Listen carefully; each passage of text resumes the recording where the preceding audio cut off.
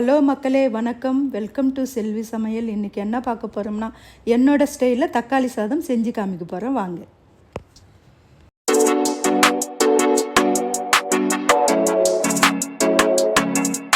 தேவையான பொருட்கள்: 4 medium size தக்காளி கட் பண்ணி வச்சுருக்கேன். சாதம் வடித்து வச்சுருக்கேன்.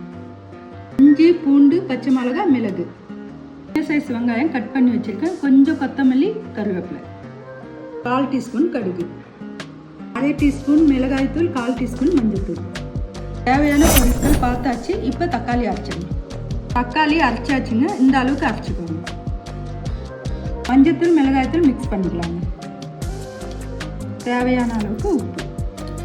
இப்போ மிக்ஸ் பண்ணிக்கலாம். இருக்கிற பொருளை உரலில் போட்டு இடிச்சுக்கலாம். வாங்க இடிச்சு இப்போ தக்காளி சாதம் ரெடி பண்ணலாம். ஸ்டவ் ஆன் பண்ணி கடாய் வச்சுக்கலாம். கடாய் சூடாகிடுச்சுங்க. 50 ml எண்ணெய் ஊற்றிக்கலாம். கடுகு போட்டுக்கலாங்க. கொஞ்ச நேரம் பொரியட்டும். இது பொரிஞ்சிச்சுங்க. இப்போ வெங்காயம் கருவேப்பிலை போட்டுக்கலாம்.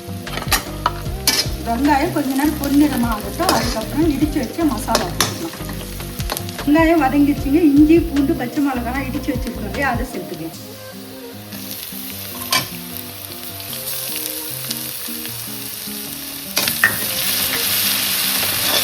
இப்போ வச்சிருக்கிற தக்காளியை சேர்த்துக்கலாம்.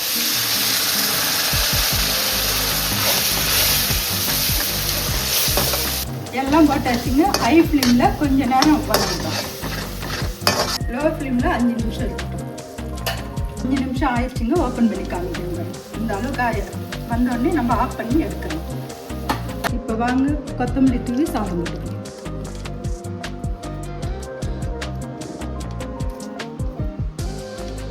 இப்போ மிக்ஸ் பண்ணிக்கலாம். சுவையான தக்காளி சாதம் ரெடி. நீங்களும் வீட்டில் செஞ்சு பார்த்துட்டு எப்படி இருக்குன்னு கமெண்ட் பண்ணுங்கள், ஷேர் பண்ணுங்கள், லைக் பண்ணுங்கள்.